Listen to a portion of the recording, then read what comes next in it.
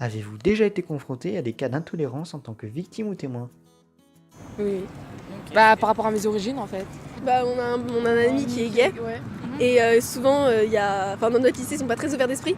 Donc souvent, il se fait un peu genre insulter par rapport à ça. Je pense qu'on subit souvent quand on fait partie d'une minorité ou qu'on est un peu différent, voilà, c'est facile. À l'école, surtout à l'école, ouais. À l'école, les gens, ils sont pas forcément gentils. Puis dans la rue, ouais. Surtout quand j'étais ado. Et ouais, ils me disaient, ouais, c'est une chintoque. Enfin voilà, quoi. Vous connaissez les...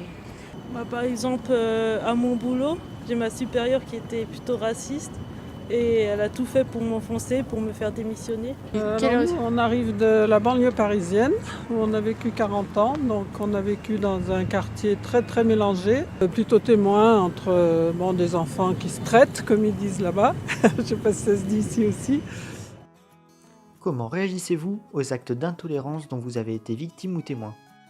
En fait, il s'en fout un peu, enfin, parce qu'il est passé au-dessus de ça, mais Parce moi, qu'il a réussi à prendre sur lui, mais je pense qu'au début ça devait lui ouais, faire au quelque début, chose. quand il était pas sûr de son orientation, il était genre ultra gêné par rapport à ça, mais sinon, maintenant ça va mieux. Bah, ma mère m'a appris à pas répondre. Donc c'est ce que je fais. Puis des fois, si, ça peut m'arriver de répondre, mais si on est un contre un, en fait. Parce que des fois, ils sont en groupe, donc du coup, vaut mieux éviter. Je suis partie, j'avais pas que ça à faire. Parti. Bah, déjà j'étais mal au boulot, enfin voilà, j'étais pas. À chaque fois je me faisais accuser, du coup j'étais pas bien au boulot. Du coup bah, je suis partie après à la fin de mon contrat.